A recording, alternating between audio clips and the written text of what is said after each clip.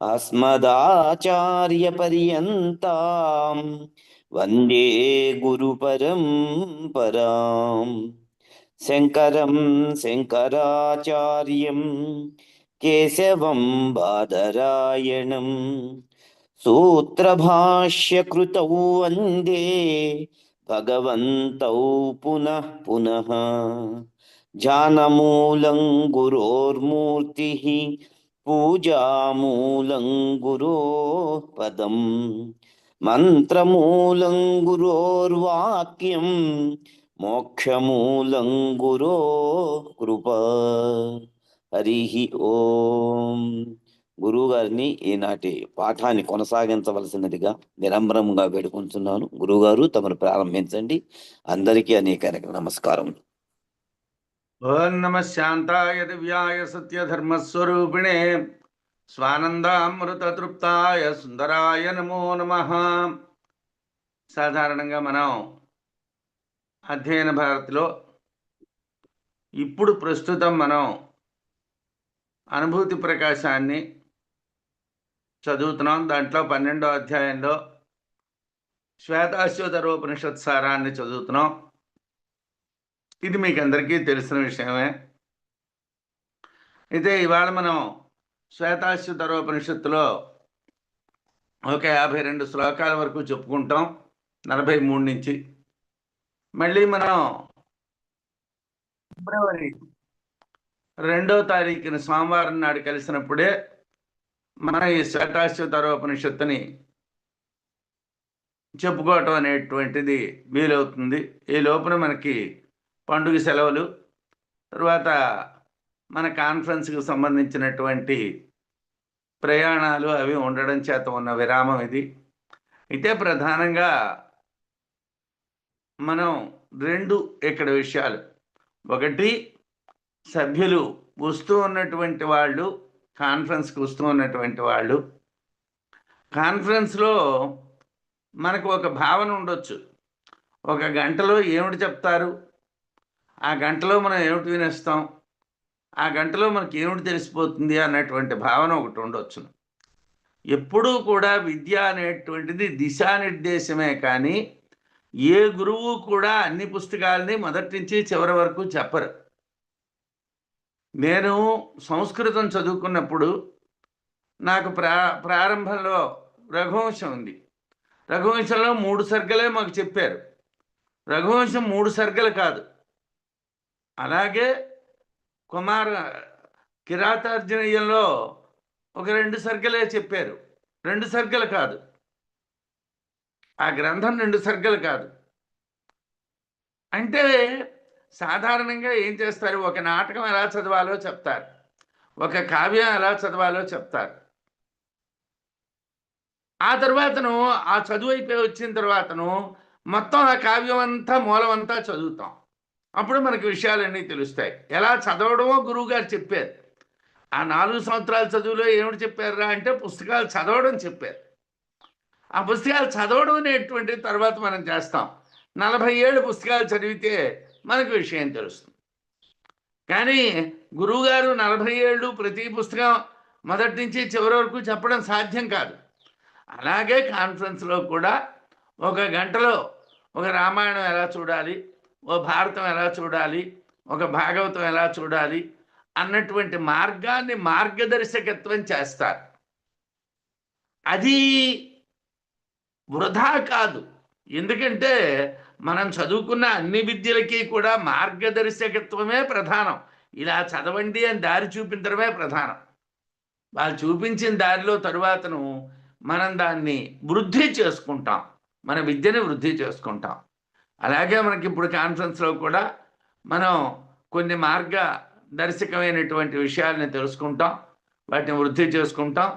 వచ్చేటువంటి వాళ్ళందరూ కూడా ఆ అవకాశాన్ని వినియోగించుకున్నటువంటి వాళ్ళు అవుతారు. అలాగే మరి ఇంకా మిగిలిపోయినటువంటి అవి 3 రోజులే కదండి. అంటే ఇప్పుడే డాక్టర్ గారు చెప్పారు నిత్య విద్యార్థులని. మేము నిత్య విద్యార్థులమే. అంటే మీరు అనుకోవచ్చును, మీరు రామసుబ్బారావు గారు చదివిసుకున్నారు కావచ్చని. మీరు మా ఇంటికి వస్తే, మా ఇల్లు చూస్తే, మా ఇంట్లో పుస్తకాలన్నీ నా చుట్టూ పాకపోసి ఉంటాయి. నేను ఇప్పటికీ రాత్రి మినిమం 10:30, 11, 11:30 వరకు ఒక్కొక్క రోజు అవసరాన్ని బట్టి చదువుతూ ఉంటాను. ఇప్పటికీ చదువుతున్నాను. ఎప్పటి నుంచో చదువుతున్నాను, ఇప్పుడు కాదు. నాకు 70లో నేను సంస్కృతంలో అడుగుపెట్టిన దగ్గర నుంచి ఇవాళ వరకు చదువుతూనే ఉన్నాం. సంస్కృతం చదువుతున్నాం. ఒక్కొక్క సందేహం వచ్చినప్పుడు ఆ పుస్తకాలు 4-5 రకాల పుస్తకాలు తిరగేయవలసి వస్తూ ఉంటుంది. ఇవాళ కూడా చదువుతున్నాం. చదవడం అనేటువంటిది అదేదో గురువులకి ప్రత్యేకంగా అక్కర్లేదని కాదు. మనం చదువుకుంటూ ఉన్నటువంటి వాళ్ళు కూడా మహాత్ములైనటువంటి తపస్సులైనటువంటి వాళ్ళందరూ కూర్చో ఆత్మ ఏమిటి అని విచారణ చేసుకునేటువంటి విషయాలే చదువుతున్నాం. కాబట్టి అందరం కూడా పండుగ రోజుల్లో కూడా మనమేమి చిన్నవాళ్ళం అంటే ఎవరో కొంతమంది మరి 40-30 ఉన్నటువంటి వాళ్ళైతే వాళ్ళు ఎంజాయ్ చేయవలసిన వాళ్ళైతే నేను చెప్పలేను. కానీ 60-70 ఉన్నటువంటి వాళ్ళందరూ ఏదో ఇంట్లో వండినటువంటి తిని విశ్రాంతి తీసుకునేటువంటిదే. కాబట్టి ఒకసారి ప్రతిరోజు ఏదో ఒక విషయాన్ని మననం చేసుకోవడం అనేటువంటి ప్రయత్నాన్ని అందరూ చెయ్యండి. దానివలన 15 రోజుల్లో మనం దూరం అయిపోవటం, మళ్ళీ ఏమిటి చెప్పారు అన్నటువంటిది జ్ఞాపకం రానటువంటి స్థితి లేకుండా ఉంటుంది. ఆ ప్రయత్నం చేయమని ఒకటి కోరుతున్నాను. అవకాశం ఉన్నంత మేరకి ఈ దిశానిర్దేశాన్ని చేసేటువంటి ఇప్పుడు మనం పెద్దవాళ్ళని ఎందుకు వింటామంటే, ఇప్పుడు పెద్దవాళ్ళు ఎవరో గంట సేపు చెప్పిస్తే రామాయణం అంతా 24,000 శ్లోకాలు, లేకపోతే యోగ వాసిష్టం 32,000 శ్లోకాలు, లేకపోతే తత్వార్థ రామాయణం, భావార్థ రామాయణం, మరో రామాయణం అన్నీ మూట కట్టేసి మన ఒళ్ళో పెట్టేస్తారని కాదు. లేదు, భాగవతం 18 పర్వాల భాగవతాన్ని 1,00,000 శ్లోకాల్ని ఓ రోజులోనో 2 రోజుల్లోనో ఒక సంవత్సరంలో నేను ఒక భారతం 4-5 సంవత్సరాలు చొప్పున 4 సార్లు చెప్పాను. నేను రామాయణం 2 సంవత్సరాలు చొప్పున 4 సార్లు చెప్పాను. నేను భాగవతం 3 సంవత్సరాలు చొప్పున 4 సార్లు చెప్పాను. అవి సమయం పడతాయి, అది నాకు తెలుసు, లేకపోతే అందరికీ తెలుసు, చదువుకున్న వాళ్ళందరికీ తెలుసు. అయితే ఏం చేస్తామంటే దిశానిర్దేశం చేస్తాం. ఇలా ఆలోచించండి, ఇలా చదవండి అని మాకు తోచింది మేము చెప్తాం. మీరు కూడా మమ్మల్ని ప్రత్యక్షంగా వస్తే కొన్ని ప్రశ్నలు వేసి మా దగ్గర నుంచి కొంత మీ అనుమానాలని పరిష్కరించుకునేటువంటి ప్రయత్నం చేయొచ్చు. మేము కూడా మాకు తెలిసినటువంటి విషయాల్ని మీకేమైనా మార్గదర్శనం చేయగలిగితే మాకు అవకాశం ఉంటే చెయ్యొచ్చు. కాబట్టి అందరం కూడా ఈ అవకాశాన్ని, ఎందుకంటే నేను ఎఫ్స్కాన్ 1కి వెళ్ళాను, ఎఫ్స్కాన్ 2లో వెళ్ళాను, 3లో వెళ్ళాము, 4వ దానికి కూడా వెళ్తున్నాను. నేను ఈ సంస్థలో చాలా రోజుల నుంచి మీ అందరితో కలిపి ఉంటున్నాను. కాబట్టి మీరందరూ కూడా ఉత్సాహంగా ఇది సద్వినియోగం చేసుకొని మా అందరము కలిపి ఒక మంచి ఆలోచన ప్రపంచాన్ని నిర్మించుకుందికి ప్రయత్నం చేయాలి అన్నది కోరిక. ఈ విషయంలో అందరూ కూడా ఉత్సాహంగా నడవాలని కోరుకుంటూ క్లాస్లోకి వద్దాం.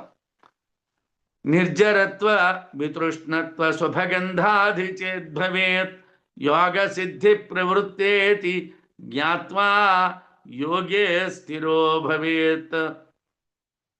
ఏమండి, యోగం గురించి మనం మాట్లాడుకుంటున్నాం. ఏమిటి యోగం గురించి మాట్లాడుకుంటున్నామండి అంటే, యోగం అంటే ముసలితనము, తృష్ణ మొదలైనటువంటిది లేకపోవటం అని చెప్తున్నారు. అంటే యోగ సాధన చేస్తే ఏం జరుగుతుందంటే ముసలితనం అనేటువంటిది కనిపించదు. అలాగే ఆశలు అనేటువంటివి కూడా అడుగంటిపోతాయి. మనం ఇప్పుడు ఏమిటంటే సాధారణంగా ఇబ్బంది పడుతూ ఉన్నటువంటిది ఆశలతోనేనండి. సాధారణంగా ఆశతోనే ఇబ్బంది పడుతున్నాం. ఏమిటో ఇంకా ఈ దేహం 1,00,000 సంవత్సరాలు ఉంటుందన్నట్టుగా ధనం మీద, పుత్రుల మీద, గృహాల మీద, భోగాల మీద మనం ఇంకా వాటి కాంక్షను పెంచుకోవడం అనేటువంటి జరుగుతుంది. నిర్జరత్వం అంటే ముసలితనం రాకుండా ఉండడం, వితృష్ణత్వ ఆశలు నశించడం, శుభగంధాది భవేత్ చేత్, శుభమైనటువంటి మంచి వాసనలు కానీ వ్యాపించినట్టుగా అయితే, అంటే మంచి ఆలోచనలు మనలో వ్యాపిస్తే యోగ సిద్ధి ప్రవృత్త ఇది జ్ఞాత్వా, యోగము సిద్ధించుట ప్రవృత్త జరుగుతున్నది ఇది జ్ఞాత్వా అని తెలుసుకొని యోగే సిద్ధి స్థిర భవేత్, యోగే స్థిర భవేత్, యోగమునందు స్థిరుడవుతాడు. అంటే యోగం యోగం జీవబ్రహ్మైక్య యోగం, ఆ జీవుడు బ్రహ్మం ఒకటి అనేటువంటి స్థితికి వెళ్ళడం కోసం కదండి ఈ ప్రయత్నం అంతా. ఈ ప్రయత్నం అనుభూతి ప్రకాశమైనా, మాండూక్యమైనా, మరొక కఠోపనిషత్తు అయినా, ఐతరేయోపనిషత్తు అయినా, లేకపోతే ముండకమైనా, లేకపోతే ప్రశ్న అయినా, కఠం ఏదైనా, ఏ ఉపనిషత్తులు చదివినా, అద్వైత మకరంధం చదివినా, లేకపోతే మరొక ప్రకరణ గ్రంథం చదివినా, దేనికోసం? జీవబ్రహ్మైక్యాన్ని తెలుసుకుందికి. ఆ దారిలో నువ్వు వెళ్తున్నావా అన్నటువంటిది నీకు తెలియాలంటే నీకు ముసలితనం ఉండకూడదు. అదేమిటండి, గడ్డాలు పండకుండా ఉంటాయా, తల నెరీకుండా ఉంటుందా అని అనొచ్చు. ఏమండి, శారీరకమైనటువంటి జర వస్తూ ఉన్నప్పటికీ కూడా మానసికమైనటువంటి జర రాదు, ముసలితనం రాదు. శారీరకంగా నీకు రోగాలు ఉండొచ్చును, కానీ నీ సాధనా విషయకమైనటువంటి రోగం ఉండదు. యోగానికి అది శక్తి. కాబట్టి యోగ సిద్ధి కలిగితే ఆశలుండవు, ముసలి లక్షణాలు ఉండవు, అలాగే మంచి వాసనలు ప్రవర్తిస్తాయి. అలా ప్రవర్తిస్తే యోగంలో మనం స్థిరం అవడానికి అవకాశం ఉన్నది అని తెలుస్తుంది. ముసలితనం కనిపించకపోవటం, ఆశలు నశించటం, అలాగే శుభ వాసనలు లేదా దివ్య పరిమళాలు వ్యాపించడం, అటువంటివి జరిగితే యోగ సిద్ధి కలిగినట్లు మనం తెలుసుకోవాలి. యోగ సాధకుడు యోగంలోనే స్థిరపడాలి. పృథివీ ఆప్తేజో నిలఖే సముత్థితే పంచాత్మకే యోగ గుణే ప్రవృత్తేన తస్య రోగో న జరా న మృత్యు ప్రాప్తస్య యోగాగ్నిమయం శరీరం. శ్వేతాశ్వతరోపనిషత్తులో దీనికి సంబంధించిన మంత్రం ఏమిటంటే, పాంచభౌతికమైనటువంటి దేహము యోగాభ్యాసం సిద్ధించినటువంటి తరువాత అది యోగాగ్నిమయంగా మారిపోతుంది. యోగాగ్నితో నిండిపోతుంది. అది యోగాగ్నితో నిండిపోతుంది. సాధకుని భౌతిక శరీర ధర్మాలు దగ్ధమైపోతాయి. అలాంటి స్థితిలో సాధకుల్లో రోగాలు కానీ, వార్ధక్య బాధలు కానీ, అపమృత్యు బాధలు కానీ ఉండవు. అంటే మీరు అడగొచ్చును, ఏమండి, జీవబ్రహ్మైక్యాన్ని సాధించినటువంటి రామకృష్ణ పరమహంస గారు, రమణ మహర్షి గారు కూడా వార్ధక్యంలో రోగాల చేత ఇబ్బందులు పడ్డారండి అని అనొచ్చును. వాడి శారీరకంగా వాళ్ళకి రోగాలు వచ్చాయన్నది మనకు తెలుసును, వైద్యులు వెళ్ళి వాళ్ళకి చికిత్సలు చేశారన్నది మనకు తెలుసును. కానీ వాళ్ళు చిట్ట చివరి క్షణం వరకు కూడా భక్తులను అనుగ్రహించడం అనేటువంటి విషయంలో చాలా దృఢంగా ఉన్నారు. చాలా కష్టం. మనకే రోగం వచ్చిందనుకోండి, ఇంట్లో వాళ్ళని బతకనేమో, వచ్చిన వాళ్ళని బతకనేమో, చూసిన వాళ్ళని బతకనేమో, కాల్చుకొని తినేస్తాం. చచ్చిపోతున్నాను బాధలు. అదే రామకృష్ణ పరమహంస గారు కానీ, లేకపోతే రమణ మహర్షి కానీ, వాళ్ళ యొక్క రోగాల విషయాన్ని వాళ్ళు ఏమీ శారీరకమైనటువంటి బాధల్ని పట్టించుకోలేదు. వాళ్ళు పూర్తిగా భక్తానుగ్రహంలోనే లీనమై ఉన్నారు. లఘుత్వం ఆరోగ్యం అలోలుపత్వం వర్గప్రసాదం స్వర సౌష్ఠవంచ గంధశుభో మూత్రపురీషమల్పం యోగ ప్రవృత్తిం ప్రథమాం వదంతి. ఏమండి, యోగం నడుస్తున్నది అని చెప్పడానికి, యోగం అంటే మనం యోగాన్ని అందరము సాధన చేస్తున్నాం అనుకోండి, చేస్తున్నారో లేదో నాకు తెలియదు, చేస్తున్నాం అనుకోండి.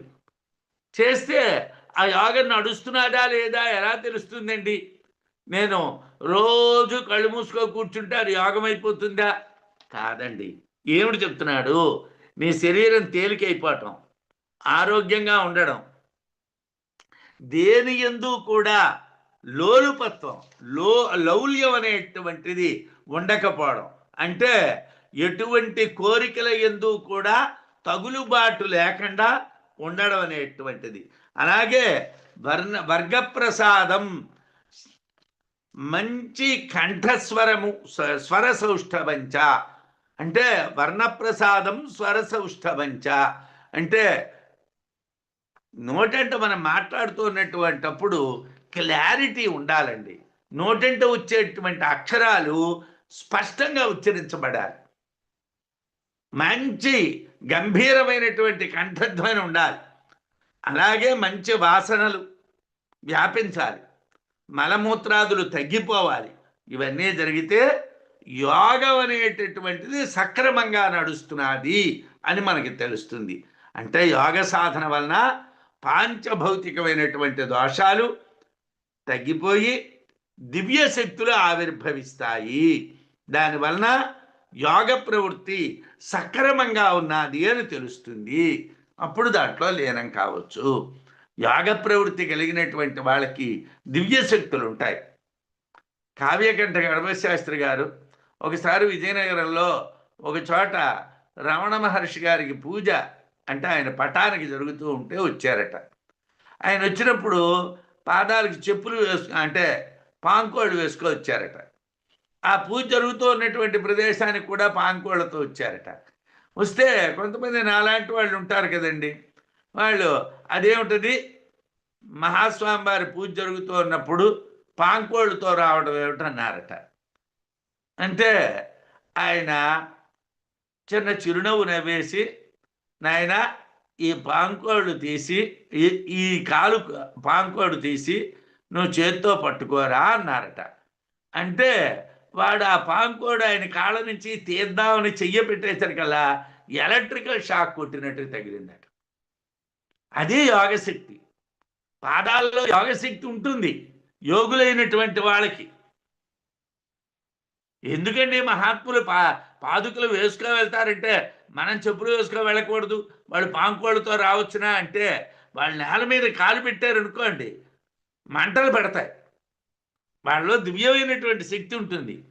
మేఘచ్ఛన్నం చంద్రబింబం మేఘాపాయే అతి నిర్మలం తథైవ బుద్ధి చాంచల్య శాంతావాత్మా ప్రసీదతి. మేఘచ్ఛన్నం మేఘాలు కప్పబడిన చంద్రబింబం చంద్రుని యొక్క బింబము మేఘాపాయే మేఘాలు తొలగిపోగానే అతి నిర్మలం చాలా నిర్మలంగా ప్రకాశిస్తాయి.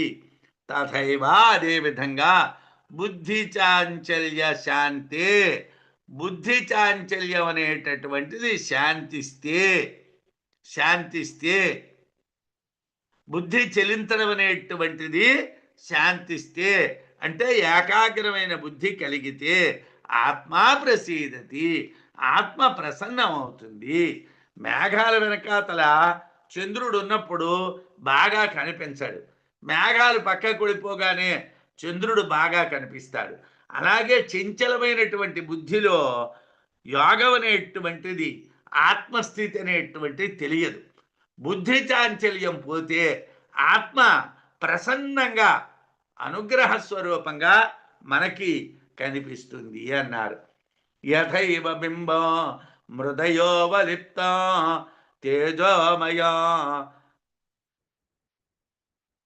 భ్రాజతే తచ్చుభాంతం తద్వాత్మతత్వం ప్రసమీక్ష్య దేహి ఏకకృతార్థో భవతి వీతశోకః. దుమ్ముతో నిండినటువంటి బంగారం వస్తువు అగ్ని చేత కాల్చబడితే ప్రకాశిస్తుంది. అదేవిధంగా ఆత్మతత్వాన్ని సాక్షాత్కరించుకున్న పిదప జీవుడు కూడా అద్వితీయుడు, కృతార్థుడు, శోకరహితుడు అవుతాడు. అంటే ఎప్పుడూ కూడా దుమ్ము పట్టిపోయినటువంటి బంగారంలాగా మనం బుద్ధి చాంచల్యంతో ఉన్నంతకాలం ఆత్మ ప్రకాశించదు. ఎప్పుడైతే బంగారాన్ని కాలిస్తే అది బాగా ప్రకాశిస్తుందో అలాగే చాంచల్యాన్ని అంటే బుద్ధికున్నటువంటి చపలత్వాన్ని నిగ్రహించుకుంటే ఏకాగ్రత కలుగుతుంది. ఇది కొద్దిగా కష్టమే, ఎందుకంటే సహజంగా మనకు ఉండేటువంటి ఇంద్రియ లక్షణాల చేతను కామక్రోధ మద మాత్సర్యాల చేతను మన బుద్ధిని ఏకాగ్రంగా మనం ఉంచలేం, బుద్ధిని నిలబెట్టలేం. ప్రతి వస్తువులోని పరమాత్మను చూడలేం, ఇబ్బందే. కానీ ఆ బుద్ధిని కంట్రోల్ చేస్తేనే మనం అనుకున్నటువంటి దారిలోకి వెళ్ళడం అవుతుంది. స్వాత్మతత్వ ప్రసాదేన బ్రహ్మతత్వం ప్రసీదతి, శాస్త్రాద్బుద్ధం బ్రహ్మతత్వం ఆత్మత్వేన అనుభూయతాం. అందరము చదువుకుంటున్నామండి. ఏమండి? శాస్త్రాద్బుద్ధం బ్రహ్మతత్వం, శాస్త్రం చేత చదివినటువంటి బ్రహ్మం. అంటే ఇవాళ రోజుల్లో కొద్దిగా ఇబ్బంది ఉంది. ఎందుకంటే సంస్కృతం సంప్రదాయకంగా చదువుకున్నటువంటి వాళ్ళు తక్కువగా ఉన్నారు, తగ్గుతున్నారు. ఎందుకంటే సంస్కృత భాషని సంప్రదాయ అధ్యయనం చేయటానికి ఉన్నటువంటి అవకాశాలు తగ్గుతున్నాయి, చేసినటువంటి వాళ్ళు తగ్గుతున్నారు. అందునుంచి మనకి మూల గ్రంథాలు కొద్దిగా ఇబ్బందికరంగా ఉంటున్నాయి. మనం మూల గ్రంథాలని బాగా చదవగలిగేటువంటి స్థితి ఉండటం లేదు. రామాయణం మూల గ్రంథం ఏమిటో దానికి పక్కన ఉన్నటువంటి భావాన్ని బట్టి, ఎవరైనా రాసినటువంటి తెలుగు భావాన్ని బట్టో, లేకపోతే ఇంగ్లీష్ ట్రాన్స్లేషన్ని బట్టో, హిందీ ట్రాన్స్లేషన్ని బట్టో మాట్లాడుకునే వాళ్ళు పెరిగారు. అంటే ప్రాంతీయ భాషల్లో ట్రాన్స్లేట్ అయితేనే దాన్ని తెలుసుకోగలిగే వాళ్ళు పెరిగారు. నేరుగా సంస్కృతమే చదివి అర్థం చేసుకోగలిగే వాళ్ళు తగ్గారు. అది వాళ్ళ ఇబ్బంది. ఏమండి? అందువలన శాస్త్రాలు ఉన్నట్టుగా మనకి తెలియటం లేదు. శాస్త్రాల్లో ఏముంటున్నది అన్నటువంటిది కొంత మనకి ఇబ్బందికరంగా ఉంటున్నది. అయితే స్వాత్మతత్వ ప్రసాదేన, తన ఆత్మతత్వాన్ని అనుగ్రహించడము చేత, అంటే ఆత్మతత్వం తెలియబడడం చేత, బ్రహ్మతత్వం, బ్రహ్మము యొక్క తత్వము, అంటే బ్రహ్మము అనేటటువంటిది ప్రసీదతి, అనుగ్రహించును. ఆత్మ తెలిస్తే బ్రహ్మం, బ్రహ్మ తెలిస్తే ఆత్మ. ఆత్మ బ్రహ్మం రెండు వేరు కాదు. ఆత్మే బ్రహ్మ, బ్రహ్మే ఆత్మ. ఆత్మ ఆత్మ తత్వం తెలిస్తే బ్రహ్మతత్వం తెలుస్తుంది, బ్రహ్మతత్వం తెలిస్తే ఆత్మతత్వం తెలుస్తుంది. ఆ రెండు పదాలకి తేడా లేదు, అనుగ్రహిస్తుంది. అయితే మీకు ఈ ఆత్మతత్వం అన్నటువంటిది, ఈ బ్రహ్మతత్వం అన్నటువంటిది ఎక్కడున్నదండి? శాస్త్రాద్బుద్ధం బ్రహ్మతత్వం ఆత్మత్వేన అనుభూయతాం. అన్ని శాస్త్రాల్లోని, అంటే అన్ని ఉపనిషత్తుల్లోని. శాస్త్రాలంటే సాధారణంగా రెండు రకాలండి. ఒకటి అపర విద్యకు సంబంధించినటువంటి శాస్త్రములు.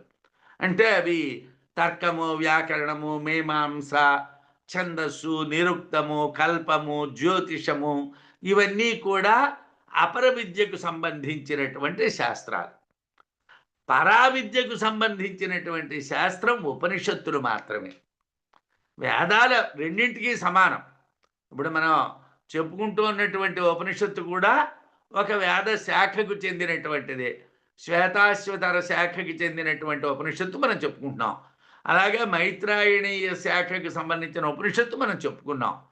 అంటే మనం సాధారణంగా ఉపనిషత్తు అనేసరికల్లా అదొక వేద శాఖకు సంబంధించినటువంటిది. వేదం సమానం.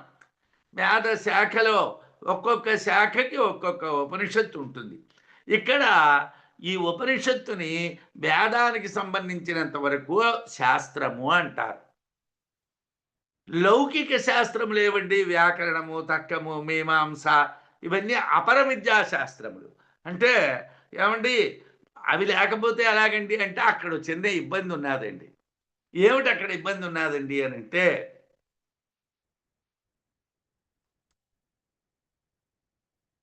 వ్యాకరణం చదువుకోలేదనుకోండి, వ్యాకరణం చదువుకోకుండా మనం సాంస్క్రిట్ బుక్కో పుస్తకం చదివాం. ఆ పుస్తకానికి భావం హిందీలోనో, ఇంగ్లీష్‌లోనో, తెలుగులోనో ఉన్నది చదివాం. అప్పుడు మనం చెప్పినటువంటిది కరెక్ట్ కాదు. ఎందుకు కాదండి అని అంటే, దానికి నేను ఒక ఉదాహరణ మీకు చెప్తాను. ధర్మం కానటువంటి దాన్ని ఏమిటంటారండి? అధర్మం అంటారు. ఎవరినైనా మనం అన్నప్పుడు అధర్మాత్ముడు అంటే ధర్మం కానటువంటిది చేసినటువంటి వాడు అన్న అర్థం వస్తుంది. ఇదొక అర్థం. అధర్మాన్ని చేసిన వాడు అంటే, ధర్మం కానటువంటిది అధర్మం అయినప్పుడు అధర్మాన్ని చేసినటువంటి వాడిని కూడా అధర్ముడు అనొచ్చునా? ఆధర్ముడు అనాలి.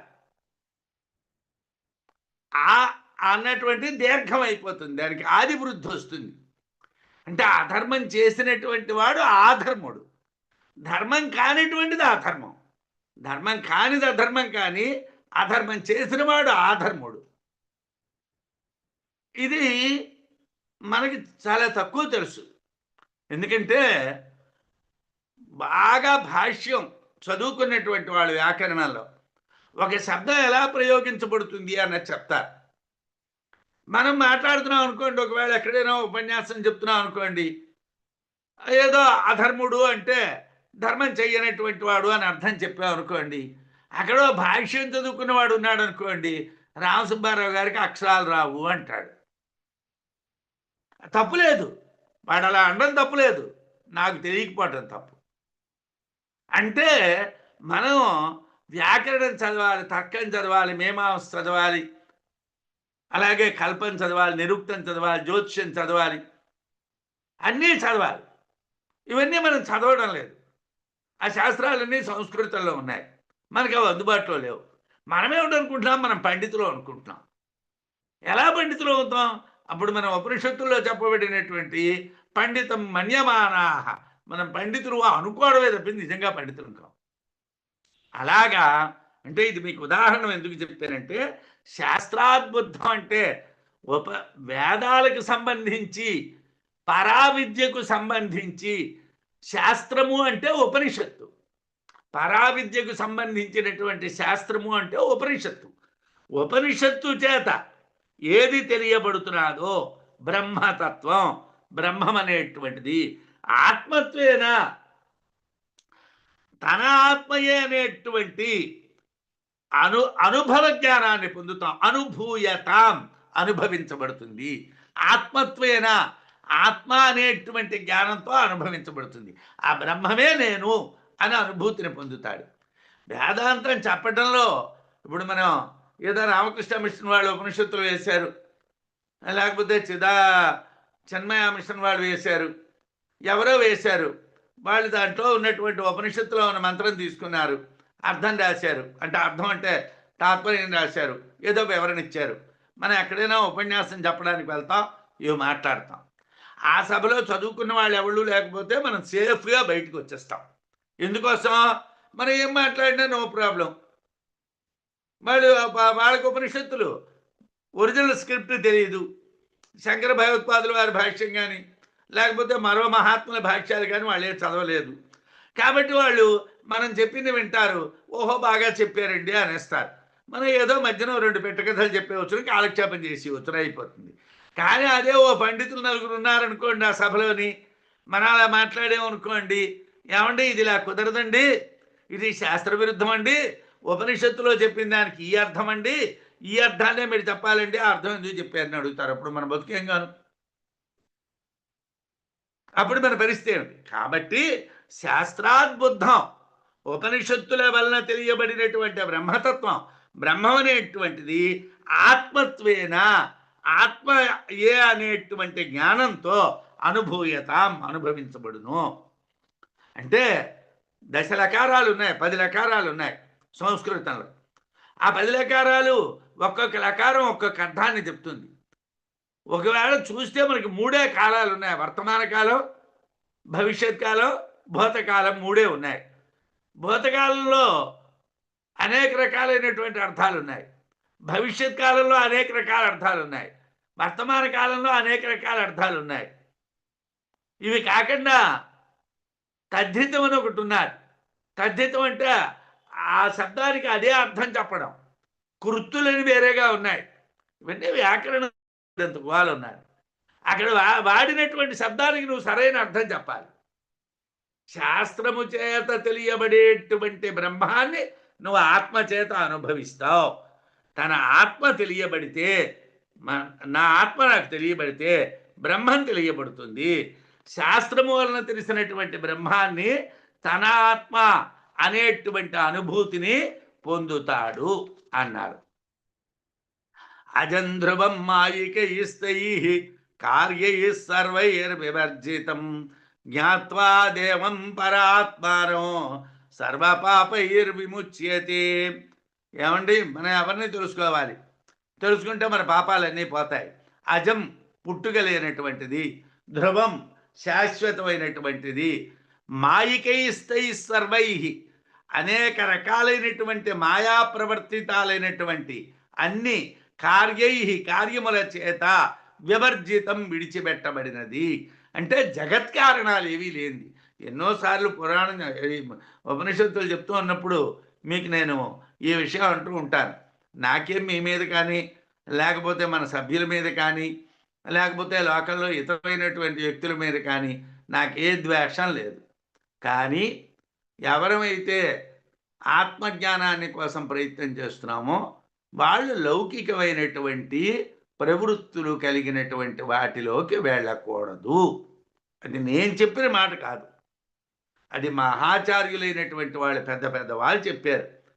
అంటే ఆత్మ అనేటువంటిది పుట్టుకలేనటువంటిది, శాశ్వతమైనటువంటిది, జగత్తుకు సంబంధించినటువంటి ఎటువంటి కార్యములు కలది కాదు. మాయికై తై సర్వై కార్యై వివర్జితం.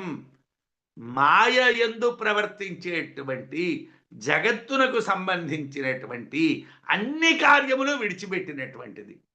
ఆత్మ నీకు తెలియాలి అంటే, నేనేమంటే ఆత్మజ్ఞానాన్ని గురించి మాట్లాడుతున్నానండి, నేను ఆత్మ విషయాన్ని చెప్తానండి అని నువ్వు లౌకికమైనటువంటి కథలు కాకరకాయలు చెప్తే నువ్వు లోక వ్యవహారాలు చెప్తున్నావా, లేకపోతే పరమాత్మని కోసం చెప్తున్నావా?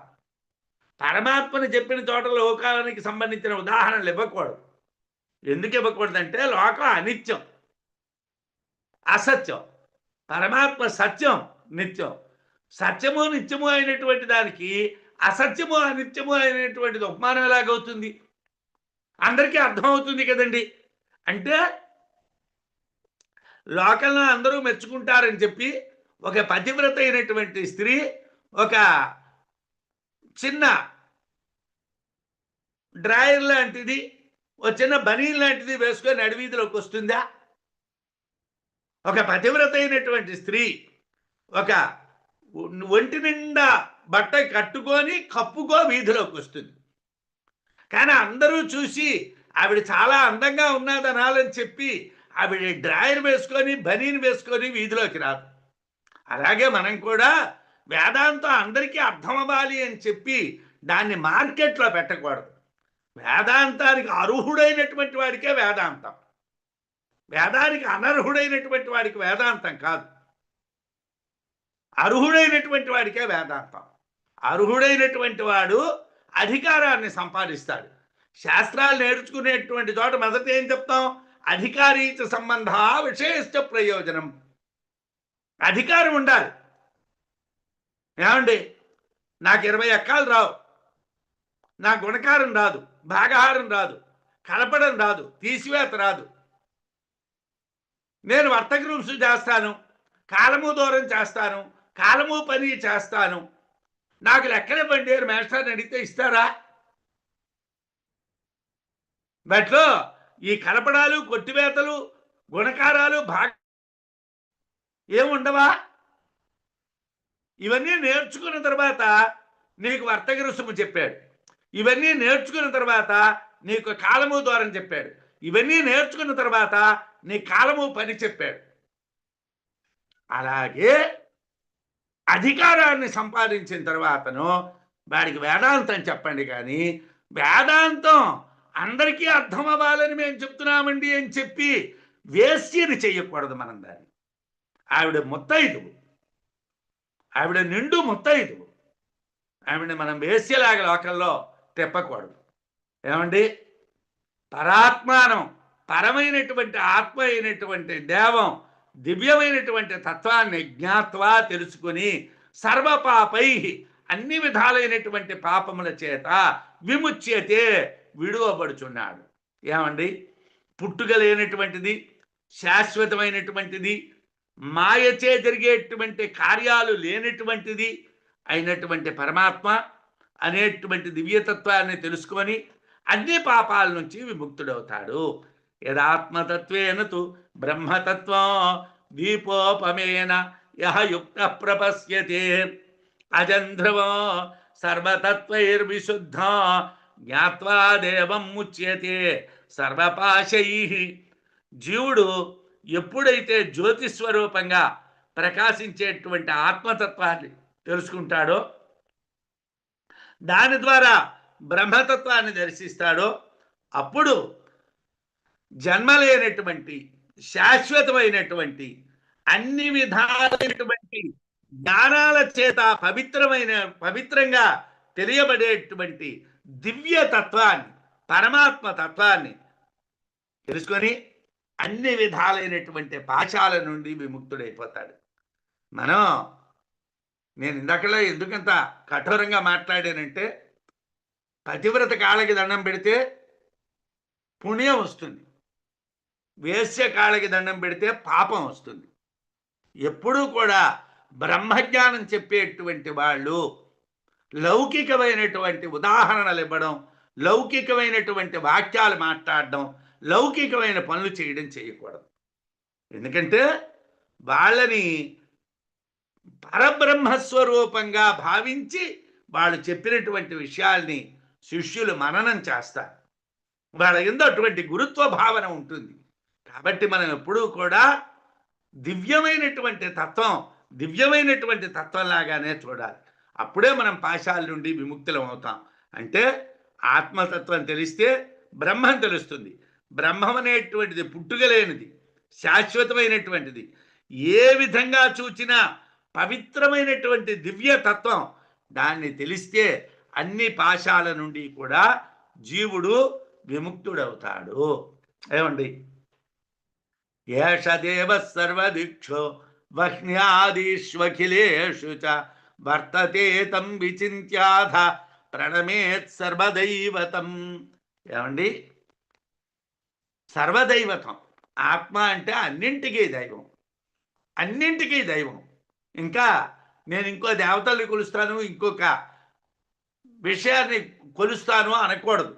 ఏషదేవ, ఈ పరమాత్మ సర్వదిక్షు, అన్ని దిక్కుల యందు, వహ్నియాదిషు, అగ్ని మొదలైనటువంటి సర్వ పదార్థములందు, అఖిలేషు చ, అన్నింటి యందు, వర్తతే, ఉన్నవాడు, ప్రవర్తిస్తున్నాడు.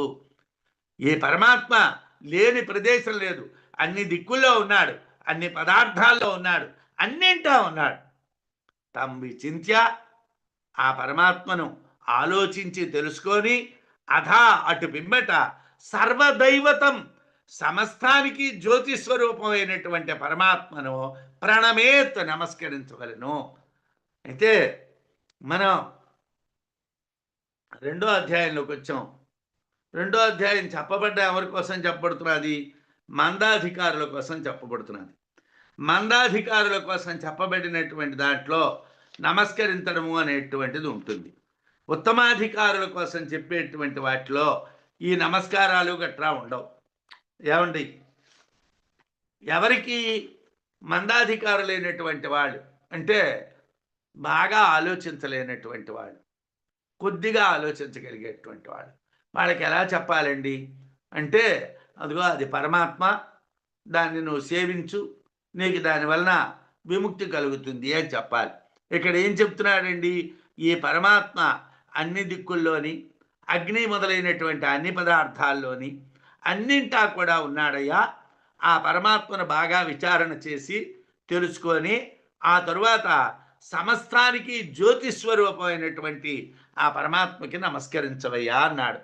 ఏషహి దేవ ప్రదిశోను పూర్వాః ప్రదిశోను సర్వాః పూర్వో హి జాతస్సవు గర్భే అంతః స ఏవ జాతస్స జనిష్యమాణః ప్రత్యంజనాన్ తిష్ఠతి సర్వతో ముఖః యో దేవో అగ్నో యో అప్సు యో విశ్వం భువనం ఆవివేశ యవోషధీషు యో వనస్పతిషు తస్మై దేవాయ నమో నమః. ఆత్మకి నమస్కరించాలి. ఆత్మని మనం తెలుసుకోవాలి కదా, ఆత్మని మనం ఆలోచించాలి, ఆత్మకి నమస్కారం చేయాలి, ఆత్మని స్తుతించాలి. ఈ పరమాత్మ 4 దిక్కులందు అన్ని మూలల యందు, విదిక్కులంటాం మూలలు, ఈశాన్యము, ఆగ్నేయము, అలాగే నిరుతి, అలాగే వాయు అనే మూలల యందు, ఊర్ధ్వ అధోభాగముల యందు ఆవరించున్నాడు. ఈ పరమాత్మ లేనటువంటి ప్రదేశం లేదు. అందరికన్నా ముందు జన్మించినటువంటి ఆ హిరణ్య గర్భుడే ప్రతి తల్లి గర్భంలోనూ శిశువుగా పుడుతున్నాడు. మనకేం తెలియాలంటే ప్రతి జీవిలోని పరమాత్మే ఉన్నాడు. ఏం చెప్తున్నాడు వేదం? ఏమండి? ఏష హి దేవ ప్రదిశోను సర్వా పూర్వో హి జాత సౌ గర్భే అంతః సయేవ జాత సజనిష్యమాణ. ఏమండి? మొట్టమొదట పుట్టినటువంటి ఆ హిరణ్య గర్భ బ్రహ్మే ప్రతి తల్లి కుడుపులోనే పుడుతున్నాడు. అంటే ప్రతి జీవి హిరణ్య గర్భ బ్రహ్మే, ప్రతి జీవి కూడా అపర బ్రహ్మమే. ఎవ్వడూ కూడా బ్రహ్మము కానివాడు లేడు. ఆ పుడుతున్నాడు, ప్రతి తల్లి గర్భంలోని శిశువుగా పుడుతున్నాడు. ఇంతకు ముందు పుట్టినటువంటి వాడు, రాబో కాలంలో పుట్టేవాడు, అంటే భూత భవిష్యత్తులో ఆ పరమాత్మే. ఆ పరమాత్మే పుడుతున్నాడు, ఆ పరమాత్మే పుట్టాడు, ఆ పరమాత్మే ఇంతకు ముందు పుట్టాడు, ఇప్పుడు పుడుతున్నాడు, రేపు పుడతాడు. ఆ పరమాత్మ సర్వతోముఖుడు, అంతటా వ్యాపించినవాడు, అందరికీ అభిముఖంగా ఉండేటువంటి వాడు. ఆ పరమాత్మ అగ్ని, జలము, ఓషధులు, వనస్పతులు అంటే వృక్షములు, సర్వ ప్రపంచంలోని వ్యాపించున్నాడు. ఆయన చరాచరమైనటువంటి ప్రతి వస్తువులోని వ్యాపించున్నాడు. ఆ పరమాత్మకి నమస్కారం. అంటే అన్ని కాలాల యందు అంతటా ఉన్నటువంటిది పరమాత్మే, అతడికే నమస్కారం చెయ్యండి. తత్వయోగో సముద్దిష్ట ఉత్తమస్యాధికారిణ అథ స్వాపాధికం వస్తు మందం ప్రత్యభిధీయతే. నిందకళ అన్నటువంటి మాటని విద్యారణ్యుల వారు చెప్తున్నారు. ఎందుకంటే ఉత్తమాధికారులకి ఆత్మే విషయం కాబట్టి వాళ్ళు ఎవరికి దండం పెట్టవలసిన పని లేదు, వారెవరి యొక్క దండాలని తీసుకోవలసిన పని లేదు. ఉత్తమాధికారి లోకమంతా పరమాత్మే కాబట్టి వాడికి ఏం అవసరం లేదు. మధ్యమాధికారులు, మందాధికారులు అని ఉంటారు. అంటే మనం ఎంత చెప్పినా వాడి బుద్ధి మాత్రం వాడు మాండు. వాడు వాడికి ఎలా బుద్ధి పుట్టిందో అలాగే చేస్తూ ఉంటాడు. ఏమైనా అంటే ఈ కాలంలో అలా కుదరదండి, ఇలా అవదండి, అలా అవదండి అంటూ ఉంటాడు. వాడి ప్రారంభం. ఇప్పుడు మనం ఏం చేయలేం కదండి. జాగ్రత్తగా చదువుకున్నటువంటి విద్యార్థి శాస్త్రం చెప్పిన పద్ధతిలో వెళ్తాడు. శాస్త్రానికి వ్యతిరేక్తంగా వెళ్తున్నాడంటే అది వాడి ప్రారంభం, మనం దానికి కారణం కాదు. తత్వయోగ సముద్దిష్ట ఉత్తమస్యాధికారిణ. ఉత్తమస్యాధికారిణ, ఉత్తమాధికారికి తత్వయోగం సముద్దిష్టో, తత్వము, తత్వజ్ఞానము, యోగము అనేటువంటివి చెప్పబడ్డాయి. అంటే ఉత్తమాధికారుల కోసం తత్వజ్ఞానాన్ని చెప్పాం, యోగాన్ని చెప్పాం. మందం ప్రతి, మందాధికారి కోసము అటు పిమ్మట ఇప్పుడు స్వాపాధికం వస్తు, ఉపాధితో కూడుకున్నటువంటి ఆత్మ ప్రత్యభిధీయతే చెప్పబడుతున్నది. ఇంతకు ముందు ఏం చెప్పాం? ఉపాధి లేనటువంటి ఆత్మని చెప్పాం, పరమాత్మని చెప్పాం. అది ఉత్తమాధికారులు కాబట్టి వాళ్ళు దాన్ని గ్రహించారు, దాన్ని వాళ్ళు అనుసరిస్తారు. మందాధికారులు ఉన్నారు అంటే వాళ్ళకి బాగా గ్రహించగలిగే శక్తి లేదు. వాళ్ళ కోసం ఉపాధితో కూడుకున్నటువంటి ఆత్మ గురించి చెప్తున్నాం. ఏమిటది? ఐంద్రజాలికవాన్ మాయాజాలవాన్ ఏక ఈశ్వర నియచ్చన్ శక్తిభిర్లోకా సృజతే సంహరత్యపి. ఏకః ఒక్కడైనటువంటి ఈశ్వర పరమాత్మ, మాయాజాలవాన్ మాయా అనేటువంటి వల కలిగినటువంటి వాడు, ఐంద్రజాలికవాన్ ఇంద్రజాలం చేసేటువంటి వాడు, శక్తిభి శక్తుల చేతను, లోకాన్ లోకములను, నియచ్చన్ నియంత్రిస్తూ, సృజతే పుట్టిస్తున్నాడు, సంహరత్యపి లయం చేస్తున్నాడు. ఏమండి? మందాధికారులు జగత్ ఎలా వచ్చిందండి, జగత్ ఎలా నశించిందండి అని అడుగుతూ ఉంటారు. ఎన్నిసార్లు చెప్పినా వాడికి సృష్టి ఎలా వచ్చింది, సృష్టి ఎలా పోయింది, సృష్టి ఎలా వచ్చింది, సృష్టి ఎలా పోయింది, మనం ఉన్నాం కదండి, మనం ఉన్నందుకు ఏదో ఒకటి చేయాలి కదండి. అయ్యా, ఏదో ఒకటి చేయాలి, తప్పు చేయకూడదు. ఏదో ఒకటి చేయాలన్నది అందరం ఒప్పుకుంటాం. కాకపోతే చేసేదేదో తరానికి పనికొచ్చేది చేయాలి. ఏం చేయాలండి? ఒక్కడైనటువంటి పరమాత్మ మాయాజాలవాన్ అంటే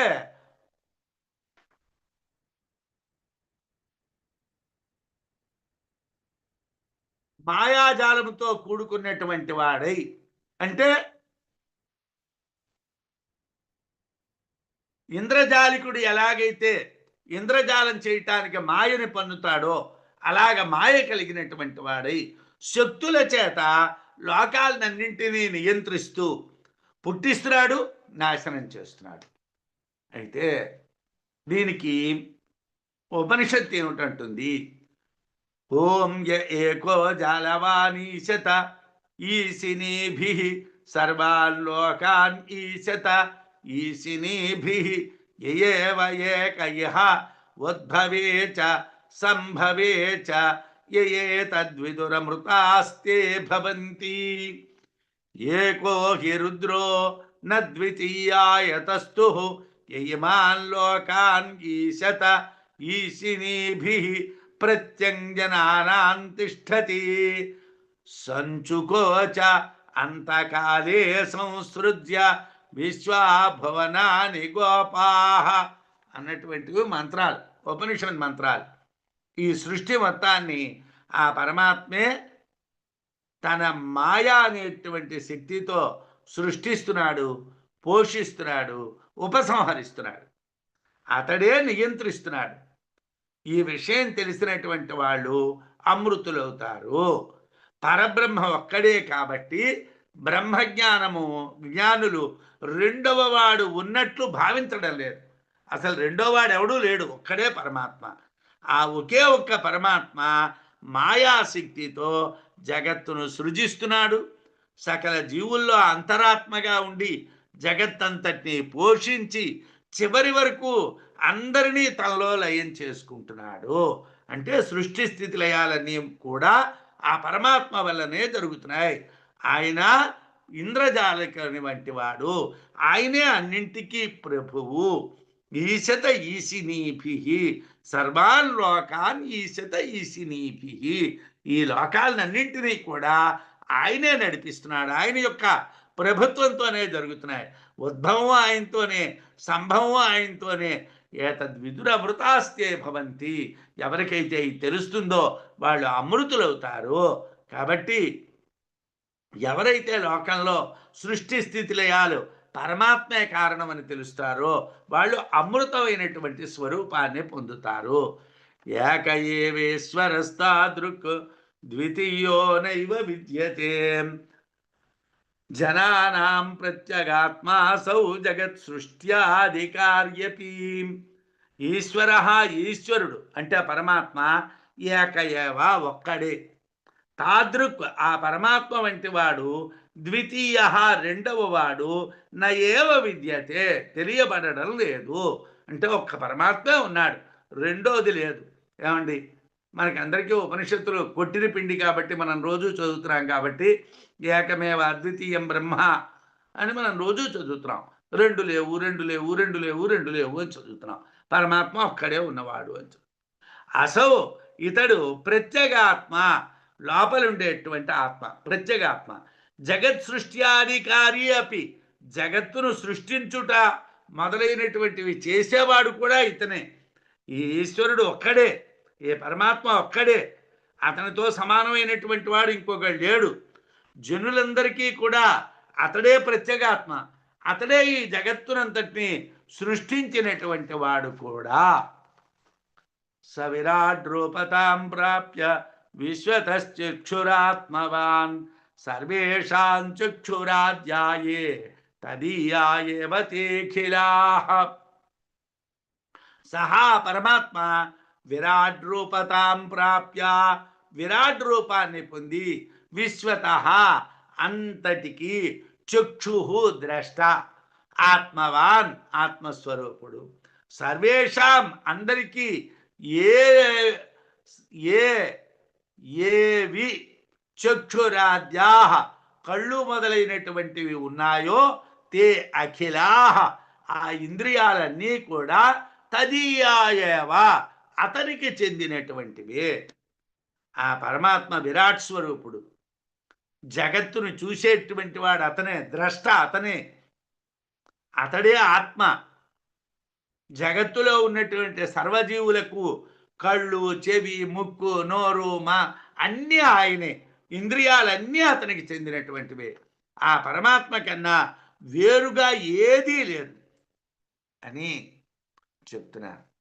విశ్వతశ్చక్షురుత విశ్వతో ముఖో విశ్వతో బాహురుత విశ్వతస్తు విశ్వతస్మాత్ సంబాహుభ్యాం ధమతి సంపతత్రై ద్వ్యావా పృథివీ జనయన్ దేవయేకః అని ఉపనిషత్తు. పరమాత్మ జగత్తుకు కారణము, పరమాత్మే కళ్ళు, విశ్వతశ్చక్షు ఆయనే కళ్ళు, పరమాత్మే ముఖం, విశ్వతో ముఖ, పరమాత్మే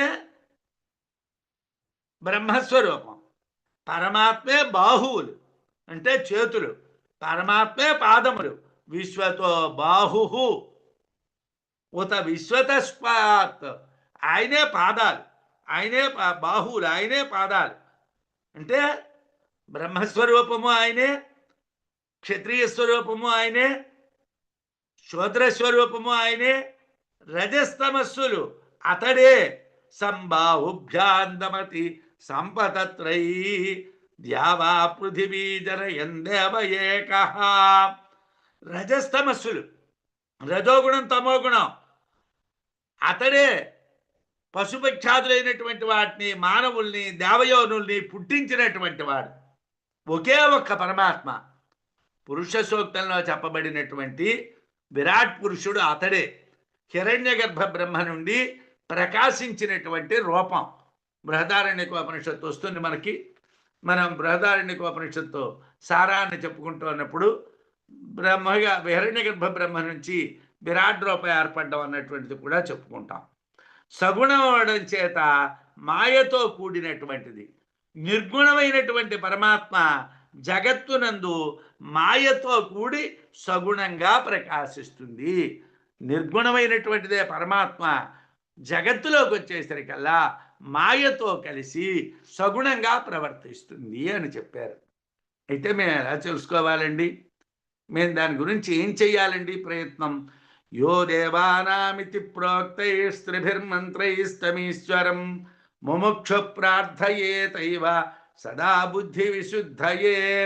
యో దేవానాం అనేటువంటి మంత్రం, యో దేవానాం అన్నటువంటి పదం ముందు కలిగినటువంటి ఇత్యాదిగా త్రిభిర్మంత్రై, 3 మంత్రాల చేతనం. అంటే 3 మంత్రాలు చెప్పారు. ఆ 3 మంత్రాలు కూడా ఉపనిషత్తులో చెప్పారు. యో దేవానాం అన్నటువంటిది మొదటి మంత్రం, అలాగే రెండో మంత్రమేమో యాతే రుద్రశివ అన్నటువంటిది, మూడోది యామిషం గిరిసంత హస్తే అనేటువంటిది 3 మంత్రాలు అన్నమాట. ఆ 3 మంత్రాలని కూడా వాటి చేత చెప్పబడినటువంటి తం ఈశ్వరం ఆ పరమాత్మను ముముక్షు మోక్షాన్ని కోరేటువంటి వాడు సదా ఎల్లప్పుడూ బుద్ధి విశుద్ధయే, బుద్ధి శుద్ధం అవటం కోసం, మలినమైనటువంటి విషయాల వైపు వెళ్ళకుండా ఉండడం కోసం ప్రార్థయేత ప్రార్థించుచునే ఉండాలి. ఓ నాయనా నా బుర్ర పాడవకుండా, నాకేదో అక్కర్లేని వ్యాపకాల వైపు నా బుర్ర వెళ్ళకుండా నన్ను కంట్రోల్ చేయవయ్యా, నన్ను కంట్రోల్ చేయవయ్యా, నన్ను కంట్రోల్ చేయవయ్యా అని దాన్ని ప్రార్థించాలి, ఆ మంత్రాన్ని ప్రార్థించాలి. యో దేవానాం అని ప్రారంభించి ఉపనిషత్తులో చెప్పబడినటువంటి మంత్రాల చేత చెప్పబడేటువంటి పరమాత్మను మోక్షం కోరేటువంటి వాడు బుద్ధి శుద్ధంగా ఉండడం కొరకు జపించాలి. ఇది మందాధికారులకు సంబంధించినటువంటి ప్రకరణం కాబట్టి బుద్ధి శుద్ధి గూర్చి చెప్తున్నారు. ఎందుకంటే ఉత్తమాధికారులకైతే బుద్ధి ఎప్పుడూ శుద్ధంగానే ఉంటుంది, వాళ్ళు పరమాత్మ విషయాలు తప్పించి వారు ఏ విషయాలు మాట్లాడరు.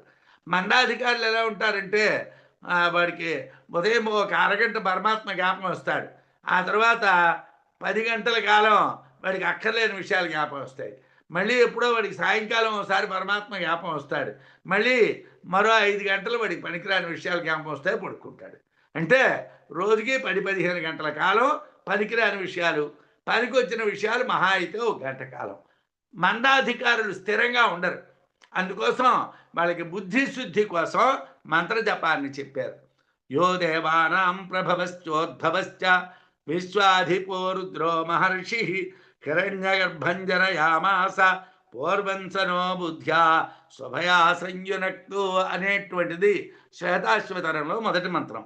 ఏ పరమాత్మ సకల దేవతలకు సృష్టికర్తో, అందరి దేవతల్ని సృష్టించిన వాడో, ఏ భగవంతుడు వారి ఐశ్వర్యానికి కారణమైనటువంటి వాడో, విశ్వాన్ని పాలించేటువంటి వాడు ఏ పరమాత్మో, ఏ పరమాత్మ రుద్రుడో, ఏ పరమాత్మ మహర్షిగా సర్వజ్ఞత్వము కలవాడో, అన్నీ తెలిసినటువంటి వాడో, ఆ హిరణ్య గర్భను బ్రహ్మను పుట్టించినటువంటి వాడెవడో, హిరణ్య గర్భ బ్రహ్మ కూడా పరమాత్మ నుండే పుట్టబడ్డాడు. కాబట్టి ఆ పరమాత్మ మాకు మంచి బుద్ధిని ప్రసాదించునుగాక. పరమాత్మ సృష్టికర్త, సర్వస్య అధిపతి, సర్వజ్ఞుడు. అతని నుండే హిరణ్య గర్భ బ్రహ్మ పుట్టాడు. అతడు మనకి మంచి బుద్ధిని ప్రసాదించాలి అని మొదట స్తోత్రం చేయాలి. రెండో మంత్రం ఏమిటండి? యాతే రుద్రశివా తనూర ఘోరా పాపకాశిని దయానస్తనువాసంతమయా గిరిశంతాభిచాకసీ. ఓ రుద్రా, నీ శరీరము శుభప్రదమైనటువంటిది, నిన్ను తలుచుకున్నటువంటి వెంటనే పాపాలు నశించిపోతాయి.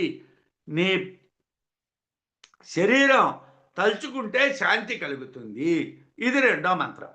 యామి శృంగిరిశంతహస్తే బిభర్ష్యస్థవే శివాంగిరిత్రతాంకురుమాహింసి పురుషం జగతు. ఓ రుద్రుడా, నీ హస్తంలో ఉన్నటువంటి ఆయుధం, నీ చేతిలో ఉన్నటువంటి ఆయుధం మాకు భయాల్ని నశింపజేయాలి. నీ చేతిలోని బాణాలు మంగళప్రదాలవ్వాలి, జగత్తుకు హింస జరగకుండా ఉండునుగాక అని కోరుతూ ఉండాలి, అని జపిస్తూ ఉండాలి. ఈ విధంగా పరమాత్మ నుండి మంచి బుద్ధిని ప్రసాదించాలి అని మనం ప్రార్థిస్తూ ఉండాలి. రుద్రుని శరీరం 2 విధాలు. అనుగ్రహించే శరీరం ఒకటి, దాన్ని అఘోరము అంటారు.